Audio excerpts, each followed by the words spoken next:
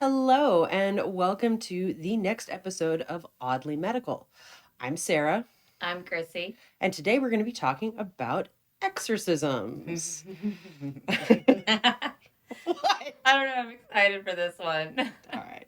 So, buckle up, my sweet little oddlings, and here we go. An exorcism is a prayer or ritual that is meant to remove the influence of demonic and/or evil powers over a person.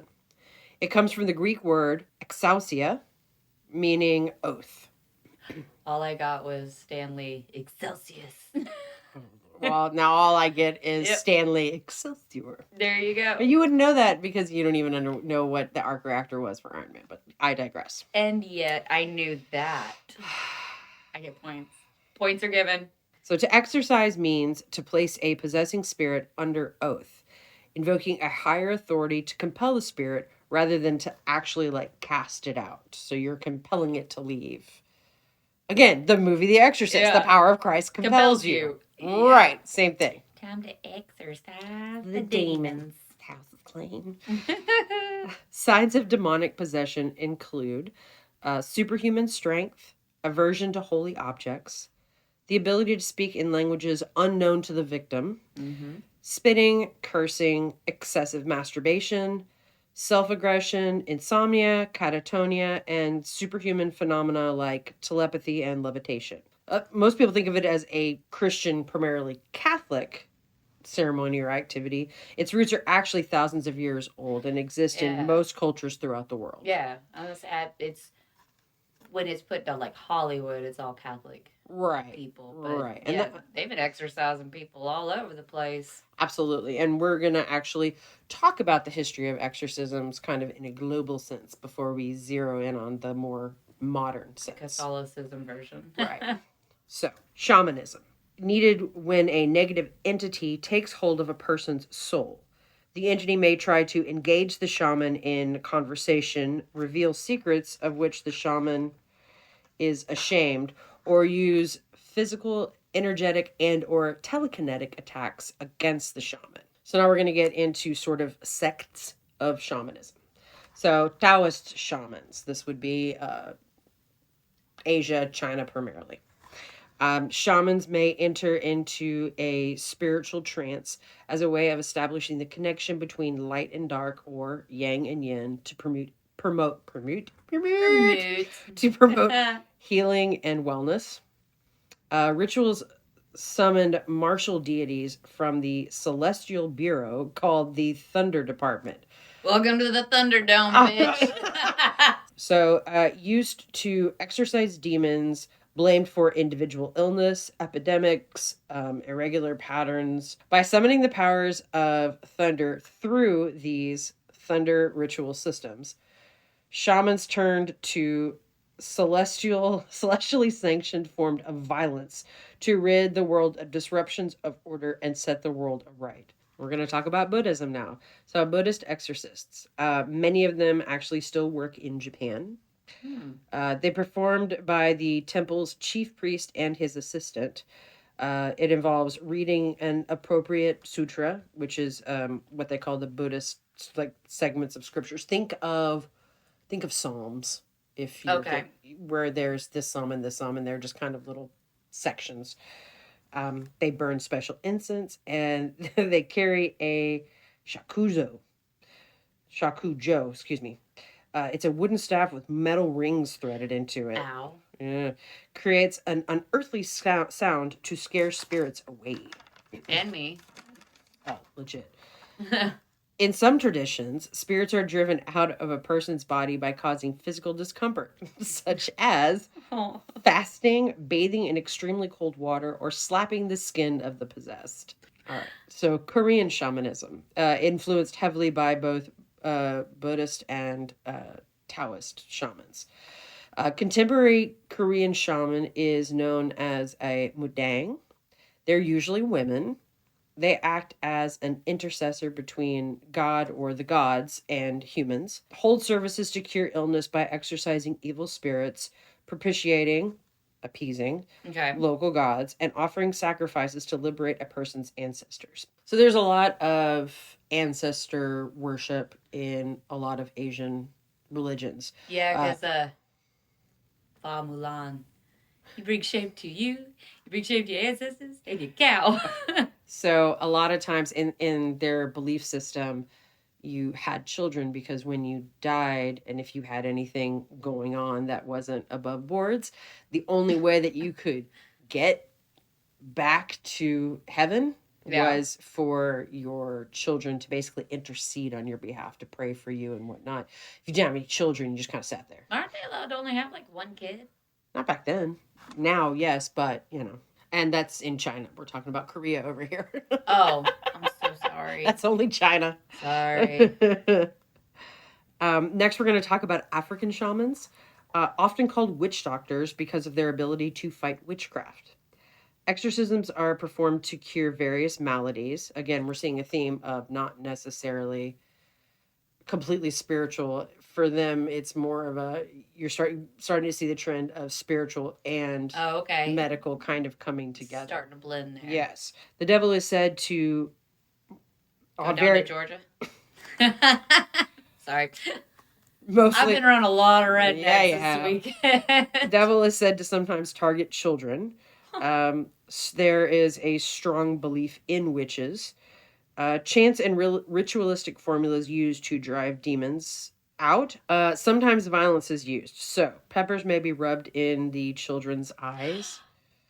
Oh my God. The possessed person is threatened with drowning in an attempt to drive out the evil spirit. At that point, if you're putting peppers in my eye, drown me. I'm done. No.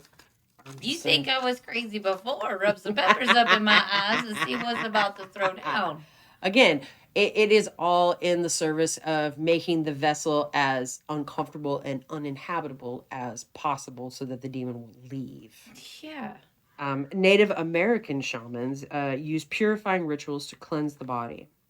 Focus on using spiritual healing powers to treat people with illnesses based on the idea that spirits have caused said illness. Yeah. Theirs aren't quite as intense. Theirs are like... No, more sweat lodgy. Exactly. Or breathing in certain smells and stuff like that. No peppers in the eyes. Very sit in the center, ritual happens kind of around you. It's not that. Torture? Although, man, a sweat lodge can be a thing. Yeah, well, and they'll leave people, you go sit out and have an awakening. Yes. And you'll have, like, no food or anything like that. Yes. That can really jack If you've seen Yellowstone, they do that in Yellowstone where they leave him out. Oh, that's right. Yeah. That's right. And he has the vision. Mm-hmm. I'm like, that's a hallucination, but I'm with it. But they believed in the validity of, a lot of cultures believe in the validity of visions induced by extreme bodily circumstances or by the aid of hallucinations. Because that hallucination is what it's what you need to be seeing. Right. Yeah. So they use a lot of sage. It's believed by some to exorcise evil spirits from an area to help cleanse it and make it a sacred space.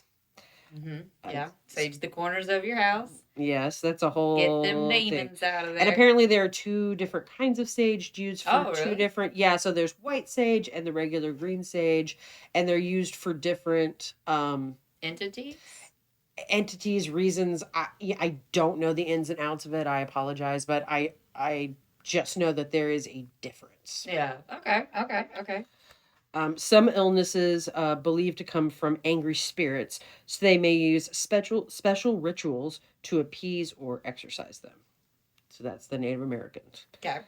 And again, when I say African or Native American, I know that I am generalizing hundreds of tribes and hundreds of belief systems. This is broad strokes, very, very broad strokes. Like, no disrespect whatsoever. No disrespect meant at all. If you want to email me and yell at me, I am more than happy to put whatever you say in the email in the beginning so that I can atone. I promise. Next is exorcism in Islam. So possession by an evil spirit, also known as a jinn, or the devil, which is shaitan. I knew Jennifer's were the devils. There it is. An exorcism of those, so possession by an evil spirit or jinn, or the devil, shaitan, an exorcism of these who are wicked at heart is warned about in Islam. So if you already have a wicked spirit, that's kind of like a gateway for them.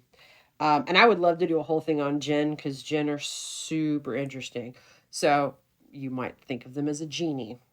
Ah. But they're a lot more than that. Jinn are spirits, entities that hang out in the desert.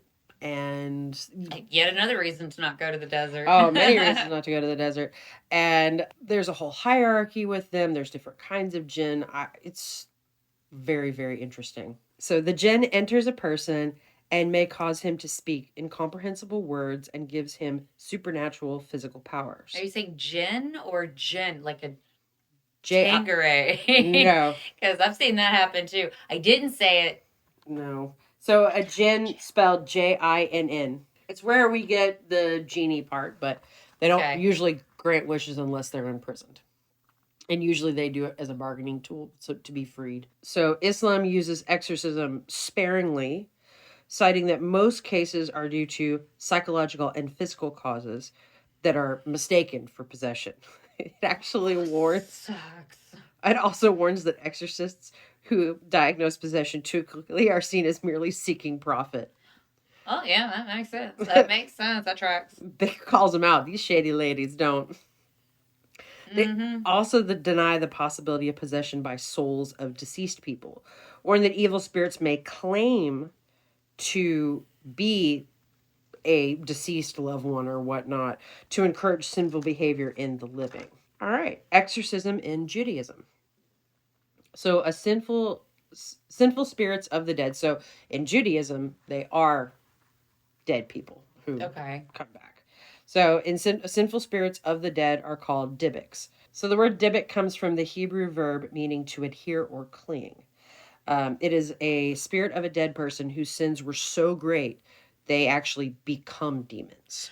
So that makes me go back to when we did vampires. Remember when they said if you were evil, like if you had a black heart when you were living, then you were predisposed to become a vampire. Or some kind of evil ghoul. Yeah. And as you've noticed, that's a recurring theme. Yeah, that seems to be a theme. It just depends on which religion or which region or where we're at or what century we're even in. Right. To what you are going to become. Now you're just going to be talked shit about.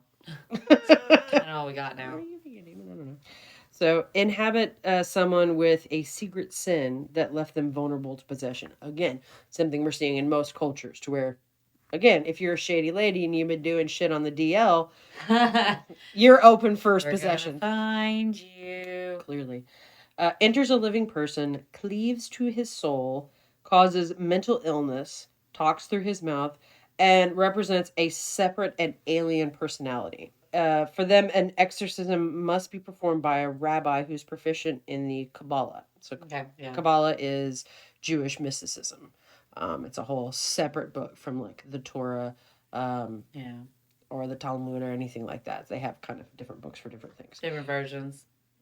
No, just different books tackling. Sorry. Things. That's yeah. And it's accompanied by a circle of 10 men surrounding the possessed. Expelling a bad spirit may involve persuasion or negotiation and is considered a good deed for both the possessed and the dibbik. So, like, if you leave, you're earning points to not being a demon anymore, basically. Like, nailed it. Yeah, like... Only, punch card, only 10 more possessions before your salvation. Oh, that's fun. All right, so Catholic and or Christian exorcisms, because there are both. So the gospel makes reference to Jesus casting out demons. The most famous, well, there's two, but the most famous one is that he drives out many demons that call themselves Legion from 2 possessed men into a herd of pigs that subsequently drown themselves. It is also said that, and it's not specified whether Jesus himself performed this particular exorcism or not this one, but the other one is the 7 demons that possessed Mary Magdalene. But it is unclear whether Jesus performed that exorcism or it was just performed. If it was just performed around that time. But those are the most famous ones. But understand that in the Bible, many of the exorcisms are done on the blind, the mute, or the crippled who were considered possessed because they had these physical like they got enough happening. They got to throw this nonsense on them. Listen. Jeez. So Jesus encouraged his disciples to also perform exorcisms, and they kind of went out and did their thing. All early Christians were, quote unquote, authorized to perform exorcisms. There was no vetting process. You just kind of went out and did Just your thing. kind of went and did it. Yeah, it's kind of your thing. Some believe that medieval European exorcisms were also curatives that were then turned into rituals for diseased souls during the Reformation.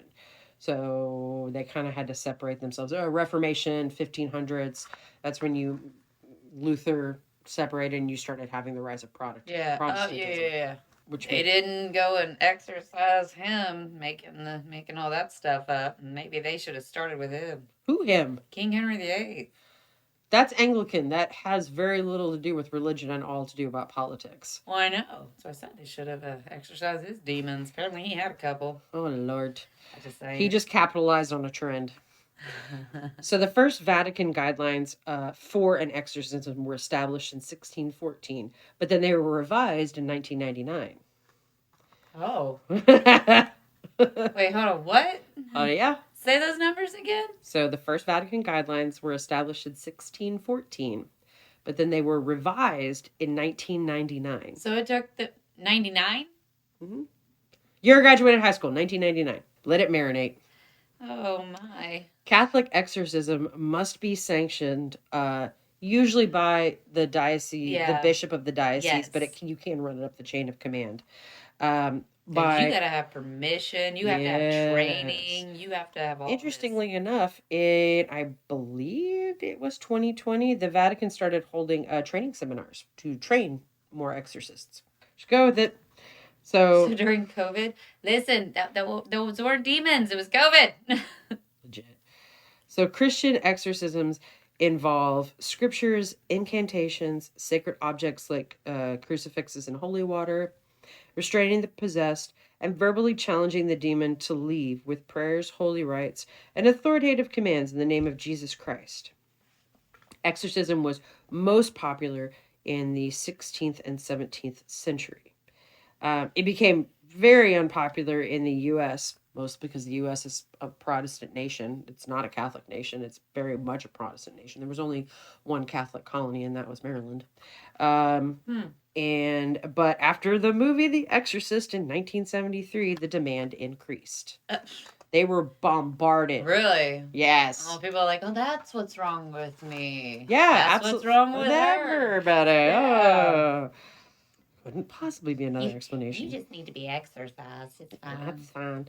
So the Catholic Church was unable to keep up with demand after this. So evangelicals and Pentecostals began offering what they called deliverance ministries, which were just off-label exorcisms.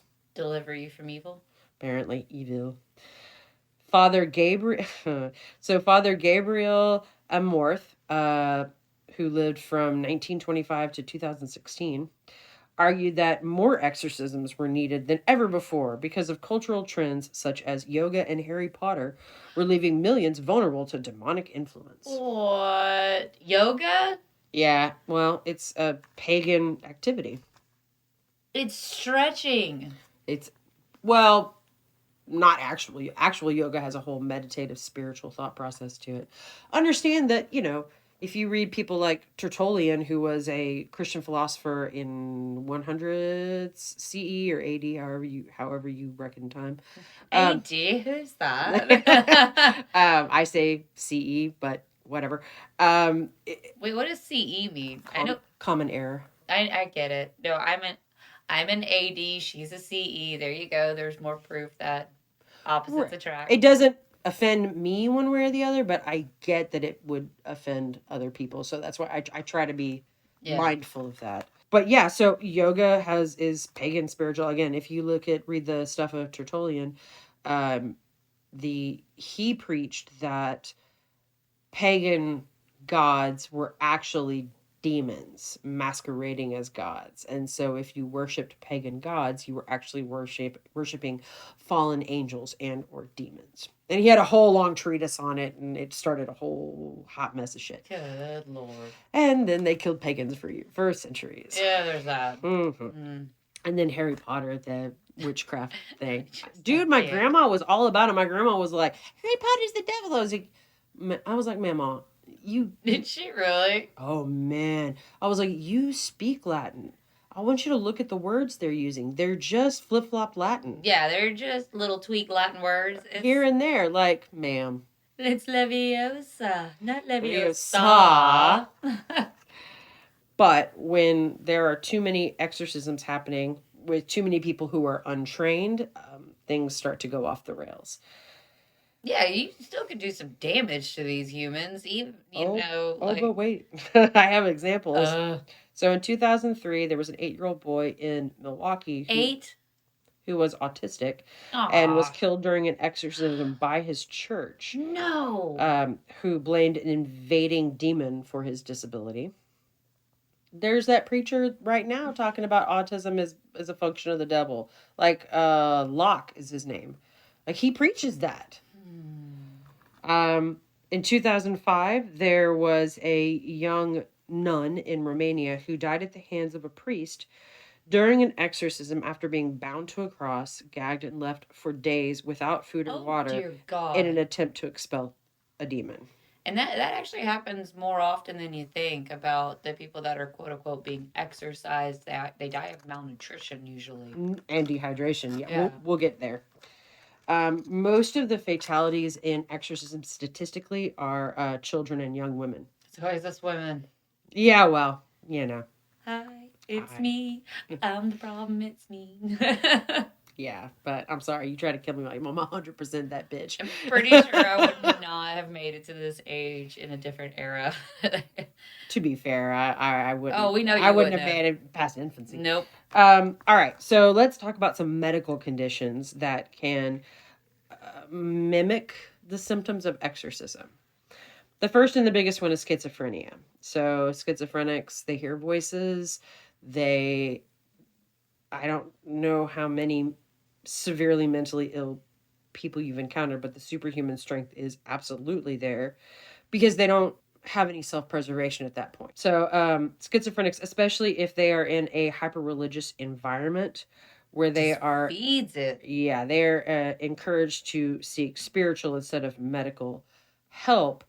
Their delusions will take a very religious and or demonic turn because they're impressionable. Of course they are. It's sad. Yes, they're very sick. It becomes even worse with trauma, especially sexual trauma. Yeah. The bigger and people have a bad history of taking advantage of the mentally ill. At last week's episode. Yeah. You know. And then unfortunately, more women than men suffer from schizophrenia. Really? Oh, okay. Well, I mean, I can see why. Schizophrenia is genetic, my dear. I'm just saying. So next we have bipolar disorder, but specifically schizoaffective disorder. So in schizoaffective bipolar ones, you have people who not only have the mood instability, yeah, but they also have hallucinations and things like that. So can the hallucinations from the bipolar 1 schizo adjacent, is that what it's something like that? Affective, schizoaffective. Can those hallucinations only happen or the voices only happen like during an episode, or is it kind of an all the time thing? It depends. I have met schizoaffectives who it's all the time. I have met some where it's only when they're manic. Okay. It really depends on the severity of the disorder and the person. They tend to be very rapid swings, so their mood can change multiple times in one day. Yeah. Okay, so somebody like me who has prolonged swings, so I spend months either or. Yeah. These people tend to swing back and forth all day. Yeah, I've got someone in my life that swings like a saloon door, so I get that. Right, but you can see how people would think they were possessed. Absolutely, they're all over the place. Absolutely, yeah. I've been there for a really rough one, and yeah. I mean, if I wasn't a level-headed person myself, and it's a rough thing to deal with, and there's not logic, and you can't reason with somebody in that state of mind. No, there's absolutely no reason. It's difficult. If you or someone you know is suffering, definitely make sure that they get some kind of medical help. Please. Educate yourself as well. It's not just them that need the education, but if you're in somebody's life who has it, get some education too. Don't think that they're exorciser or exorcist needed. Well, and they need the support system. Really I would be dead without my support system. So all right, back on track.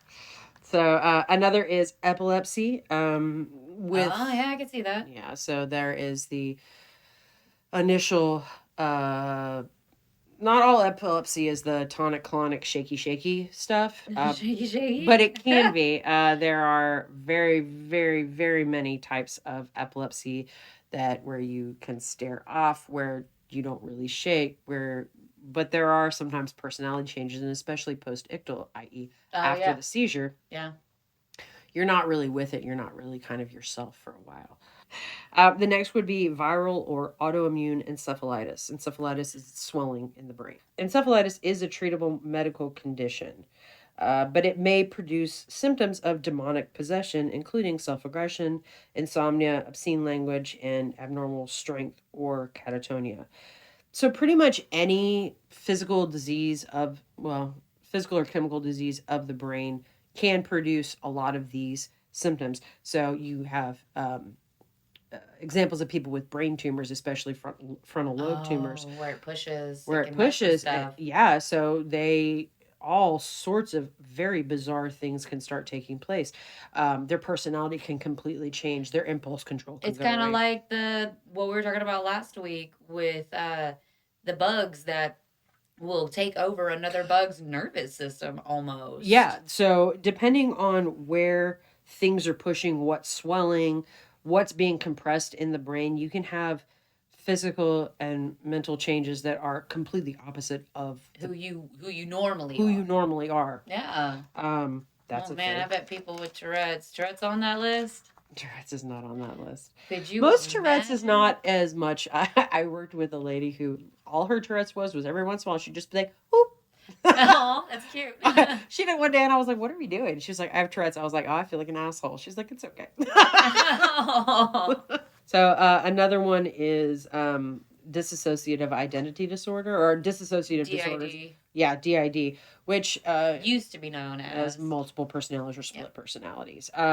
They actually 29% of all alternate personalities identify as demons. So there's that, and if you don't know what you're looking at in the way back, because none of these are new, yeah, I'm a demon. Okay. Oh shit. Okay, bye. And here we go. Yeah. No, I'd just be like, well, I'm done. I'm sorry. There's also collective and or mass hysteria or delusion. I really don't like the word hysteria, but we'll go there. From 1533 to 1697, numerous people died during exorcisms after being accused by children who later recanted. It's very Salem witch trials. The kids did whatever. So, but these were kind of little shits because they Mommy wouldn't give me extra candy. She's possessed. No, they accused someone easily influenced, like the mentally ill or the mentally disabled, and kind of planted it in their heads and went from there. Man, that's some bullshit. Yeah. Whatever punishment they got, they absolutely deserved every second of it. It's interesting. Hippocrates, who we spoke about, I believe 2 weeks ago on the mantra episode. Hippocrates is the origin of the Hippocratic Oath, the do no harm and all that. Yeah. So Hippocrates dispels the idea that epilepsy is from possession, but instead believed it is an inherited medical condition. Thank you. Somebody with some brains around here. He also stated that those who cure illness with magic and incantations can also cause illness this way. Either power of suggestion or, oh, you must be possessed. Oh, okay, I'm possessed. Yeah. This condition is called sacra. So says that it is... They'll say that a condition is divine because it's not like anything else they've seen before. So obviously it must be divine intervention. Mm-hmm. And it can be cured by purification and incantations, but again, it can also be caused by it. Because again, power of suggestion. Yep. Basically, he calls out exorcists as frauds, not divine interventionalists. He said that they would observe what was going on and associate it with one of the gods in their pantheon. And say, oh, it's divine possession. Ta-da! Ta-da! And go from there. $5. Yeah, basically. So even not all people in the way back were convinced. Again, Hippocrates was a Greek physician. So let's get into some documented cases of exorcism. Oh, yeah.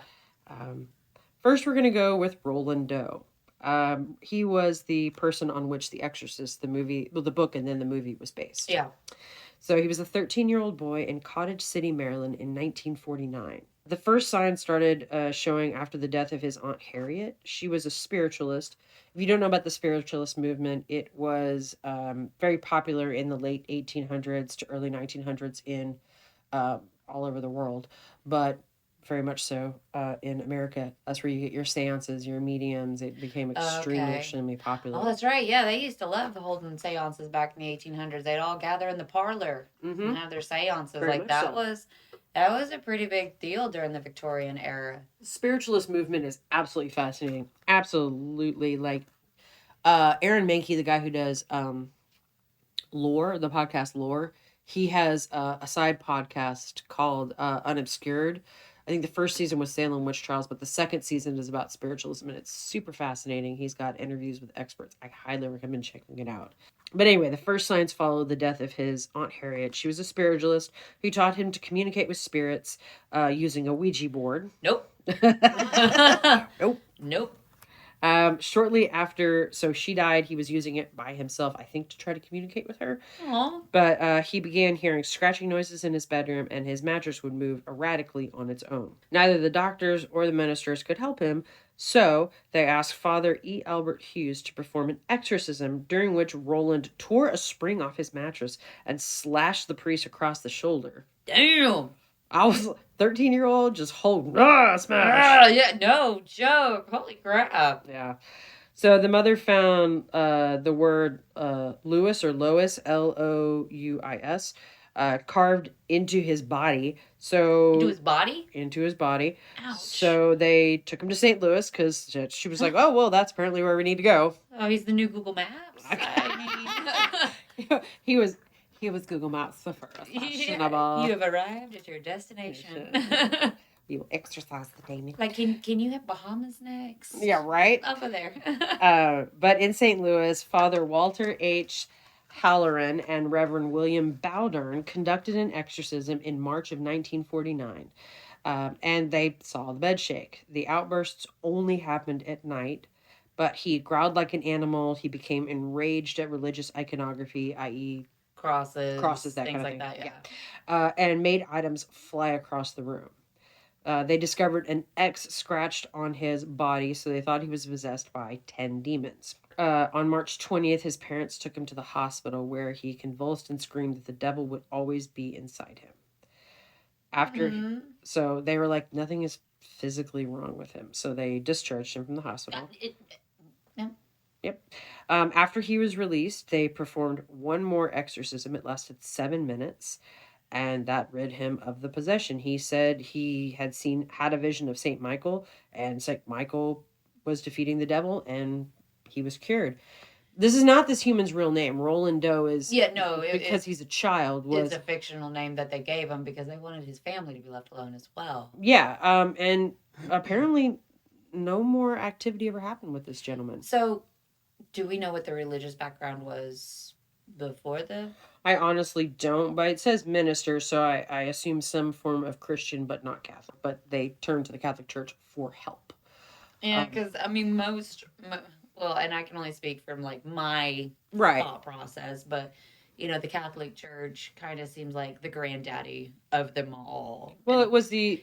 And everything else is kind of an offshoot of that. Right, so Catholicism is... one of the oldest. One of the oldest Christian religions. Yeah. And then everybody kind of offshooted from it. Yeah. Which is great, because my niece can't do the Catholic stuff. Oh, we're going to talk about that. So, the next one we're going to talk about is Annalise Michel. Yeah, Exorcism of Emily Rose. That's what hers was based on. Yes, it was. Very good. I did not... I really like that movie. I've never seen it. Actually, well, you need to stay over for a little while, because I actually planned on watching it when we get done with this, because, like, it's very interesting, and I figured you hadn't watched it because you don't really watch horror movies. I don't watch horror movies that actually can happen. So exorcisms can happen. However, I don't believe that demons can possess your body. Okay. I'm not that human. I do believe in spirits, absolutely. I don't think any demon wants to come hold up in this. They don't even want to deal with this bullshit. Like they're chunking their deuces too. It inspired the 2005 film The Exorcism of Emily Rose. Anneliese was born September 21st in 1952 in Leibfling, Germany. She was a devout Catholic. At 16, she began having blackouts, bedwetting, behavioral changes, and convulsions. She was diagnosed with temporal lobe epilepsy, known to cause spasms, memory loss, and hallucinations. Yeah. So in 1973, she went to the University of Würzburg and she got worse, which anybody with a medical condition. Stress is just going to make it 10 times worse. Yeah. So she claimed she could see the devil's face. She began hearing voices mocking her spirit because they said it was damned. She began eating spiders, coal. She even ate the head of a dead bird. Oh, yeah. Performed thousands of squats a day, barked like a rabid dog for days on end, and drank her own urine. Yeah, she was one of the roughest cases that's documented. You know, not just because it did have a movie made out of it, because it was one of the most documented, or a very well documented case. Mm-hmm. But yeah, she got it really rough. Oh, there's a worse one. We'll get there. Oh. So Father Ernst Alt was convinced that she was possessed and got the bishop's approval for an exorcism. So he and Father Arnold Renz did 67 exorcisms over 10 months. Yeah. She broke all the bones in her knees from repeated kneeling for prayer. She stopped eating and eventually died from dehydration and malnutrition on July 1st, 1976, at the age of 23. She barely had any teeth in her head, too, when she died. That's what happens when you're malnourished. The priests were convicted of manslaughter and received 6 months suspended sentence. So nothing ever happened to them. And again, I'm not even going to get into whether people think they should or should not have anything have happened to them. There is that. Yeah, I leave that area. That's a gray area I'm not getting into. Yeah. That is up to your belief system. Yeah. So next one we're going to talk about is George Lukens. Not to be confused with George Lucas. Not sponsored. Yeah. Although. Not sponsored. So he was an 18th century tailor, but also sometimes entertainer and singer and ventriloquist, especially at like Christmas pageants and things like that, in the village of Yatton near Bristol in England. So he had a sudden fall in 1769, and his personality totally changed. So before that, he had a very pleasant disposition. People really liked him, but it changed, at which time they said, oh, well, he's become possessed. And this is after his fall? Correct. Well, he hit something in his head. Clearly. So he collapsed while performing and began having seizures where he couldn't speak and his right hand twitched while he barked like a dog. Okay. He was admitted to a clinic in May 3rd of 1775. On my birthday. He was examined for 20 weeks. Dang. The doctors described him as a hypochondriac. Oh, it took them 20 weeks to figure that out. Here's why he wasn't released. So he was convinced he was bewitched and sought out magic practitioners. While in the hospital, he attacked an older woman and tried to drink her blood. Oh, he's a vampire. I mean, obviously. So the symptoms resolved, and he was released, but they returned in 1787. His behavior was described as barely human. He claimed to be possessed by 7 devils, just like Mary Magdalene, so he needed 7 clergymen to banish them.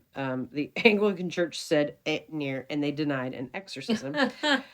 So he convinced people to do it in secret with 7 Methodist priests and 6 Wesleyan ministers on Friday the 13th of June, 1787. Because that's a fantastic day to do it. Now, was Friday the 13th already a thing at this point? Yes, okay. Absolutely. So it took them 2 hours, during which he sang, laughed, and spoke in a deep, hoarse, hollow tone that was not his own. So am I possessed today? Because my voice isn't You mine. just got that sexy rasp going on. Hi. It took 2 people to hold him down. He finally responded with "Blessed Jesus" in his own voice and was apparently cured. He basically just dies in obscurity and poverty after this.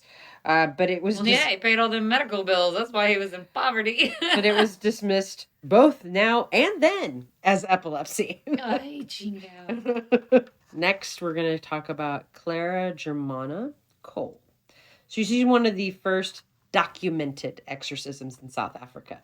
Let me just say, I say documented because this would be a white woman.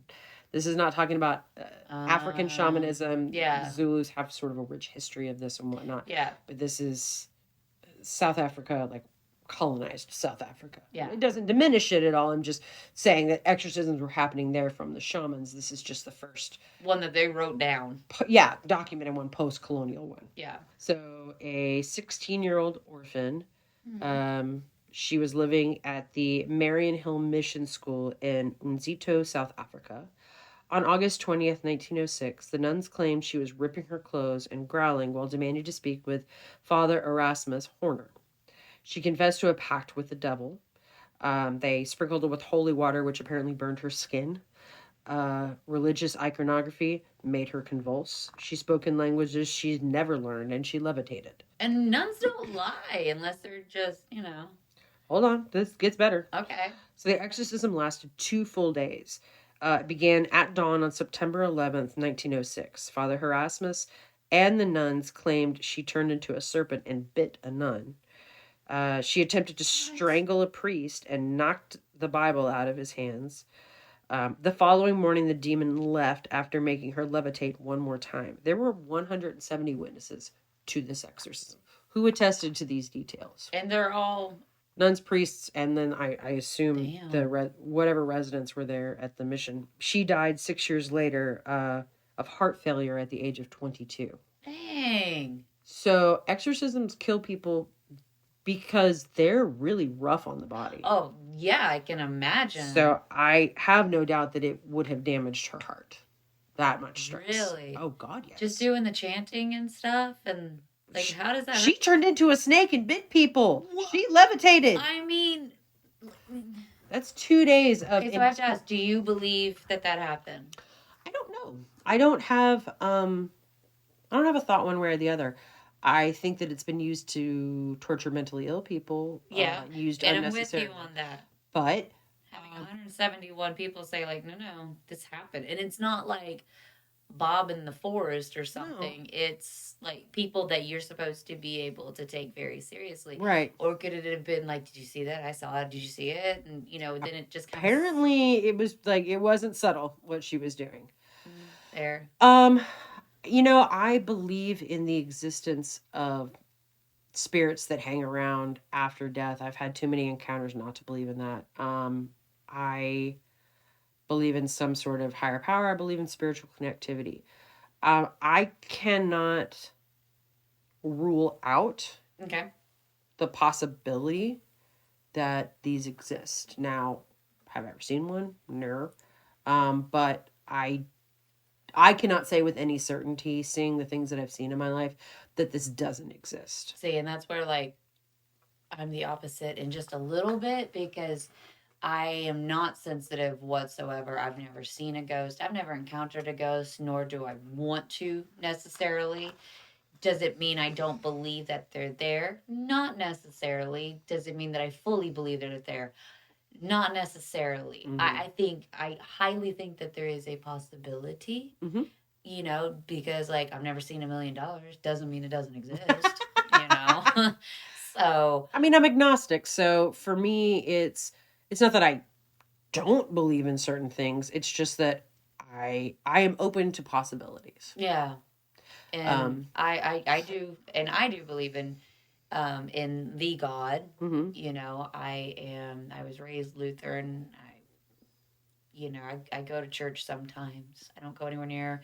Honestly, you could ask Amanda, my other bestie, that Every time I seem to go to church with her, I come out of it with more questions because I have no idea what they're talking about half the time.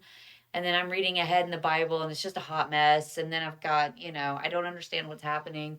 I believe there's a God. I believe there's a heaven. I do pray. I don't feel like you have to go to church every Sunday though for him to accept you.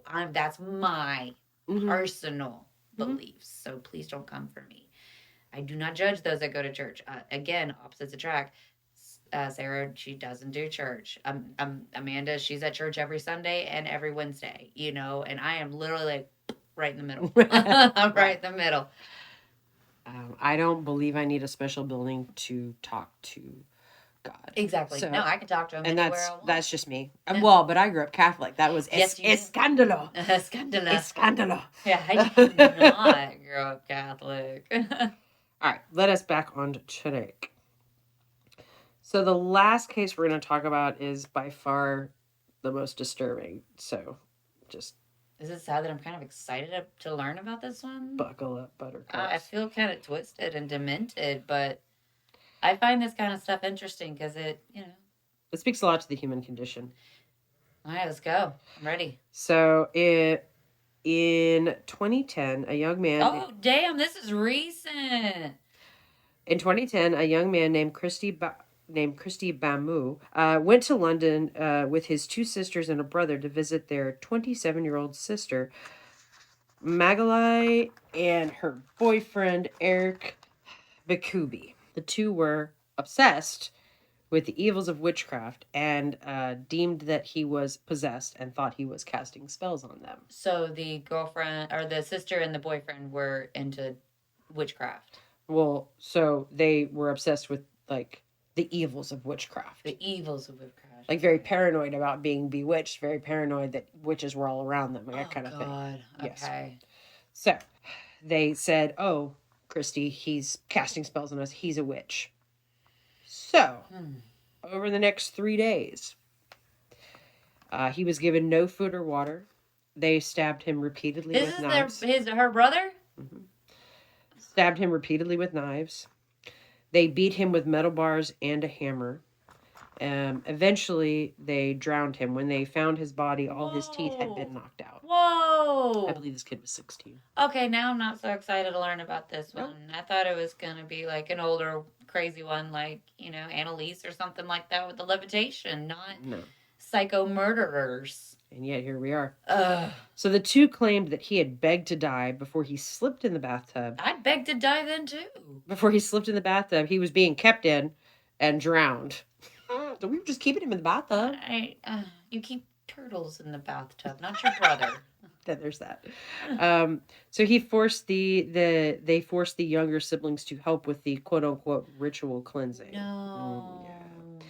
So Bakubi's defense lawyer claimed that he was mentally impaired, while Magalai's lawyer claimed she was forced.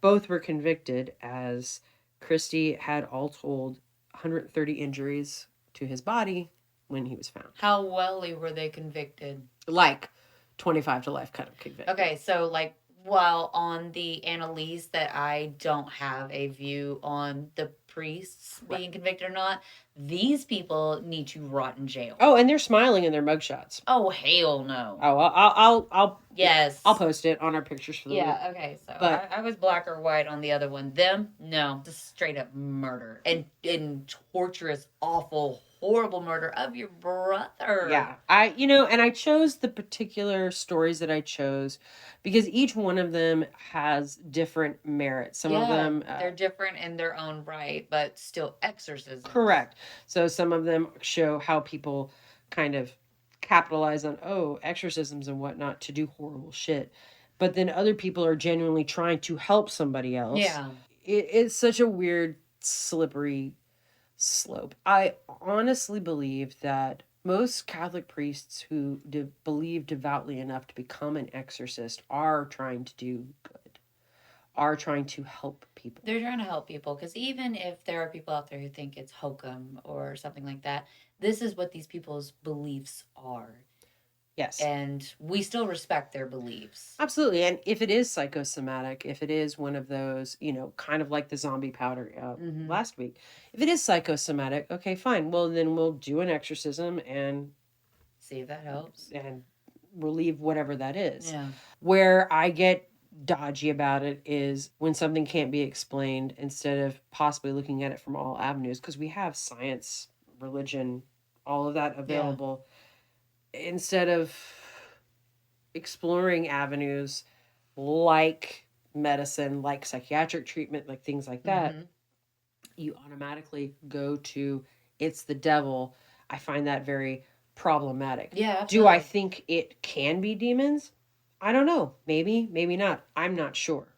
But I think that you have to be mindful of multiple causes for something like this. Yeah, you gotta go to the medical aspect too, because you could do more damage in the end than good. Correct. Especially somebody who's fragile, especially somebody who is like that 8-year-old boy, he's autistic, or, somebody with a severe mental illness, or somebody with a brain tumor.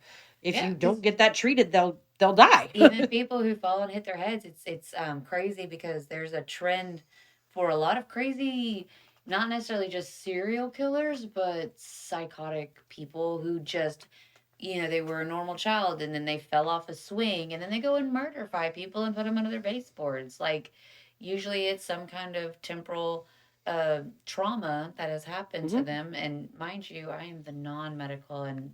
But you're not wrong. You're not wrong. Yeah, well, it's because I know about the true crime. No, but it's the true crime. Yeah, that's the true crime aspect. Yeah, so when part of your brain gets damaged, your electrical impulses reroute. The brain is an amazing electrochemical machine, and it will reroute things, but sometimes in the rerouting process, things get kind of changed, Jumbly, kind of messed up. Yeah. Correct. And if you hit your head hard enough, there is concussion induced epilepsy. So somebody who's never had epilepsy before hits their head hard enough, they'll have epilepsy for the rest of their lives. They're not possessed. It's a chemical, electrical issue. And I could see where in times when you don't have all of this at your disposal, when you don't have a medical explanation for things, how this could be, just like with zombies, just like with vampires, exactly, like anything else we've talked especially in like rural areas, they don't have this knowledge or the way back. So I don't discount it at all. I'm not that wise to discount it, but I also think that all avenues should be looked at before you. That's fair. Before you just go in because there are. Oh, you're off today. You possessed. It's a marathon for the people performing it, for the person who's being exercised, going through it, and there are deaths, and it's I think I don't think people realize how often it can turn out very badly for everybody involved. Yeah. So exercise responsibly. Exercise. I thought you said extra fries. Extra fries sound good. All right, so that concludes our story for the day. I hope everybody enjoyed it. Just wanted to again give y'all a heads up. If you want to reach out to us, you know where we are. We're all things oddly medical, basically. So Sarah brought it to my attention today that we have been listened to in South Africa. Yeah, we had a listener in South Africa. I was so excited. Y'all, I don't know who you are, bruh, but I'm excited. Love you. I just thought it was cool. That's our first out of the United States. Yeah. And listen, I felt like a proud mama right there. It learned how to walk. That's awesome. Aww. So we're very excited about that. We love all of our listeners. Thank y'all so much for listening. And if you are waiting on a shirt, now that Chrissy is no longer preoccupied with... and I didn't die. And with Cook-Off didn't die. Yep. We are going to be getting those out and around to you. If you are interested in a shirt, but you have not referred a bunch of people, that's fine. Drop us a line. Let us know you're interested, and we can... make that magic happen. Yeah, we can figure that out. All right. And just in case, I know that Sarah and I both passed out a ton of our cards this weekend. So In case this is your first time listening, look at you. You found us. Good job. Yay! We're awesome. Uh, our email is oddlymedical@gmail.com. The card that you gave that we would have given you, or if you heard it from a friend, our website is www.oddlymedical.com. From there, you can listen to the latest, I think it's 6 episodes? Seven. 7 episodes? This is our 8th. Well, on the website, though, it only holds Oh, so yeah, many. yeah, that's right. So, sorry. But, it does have, like, the latest, I think it's, like, 5 episodes. Mhm. However, there is, like, pictures from every single episode. Whichever episode that we have done will have pictures that kind of coincide with it. So you can flip over there. You can go through the pictures. There's lots of contact us sections. So if you want to reach out to us, please do. We'd love to hear from you. So yeah, there's even pictures of us. You can see our fabulousness.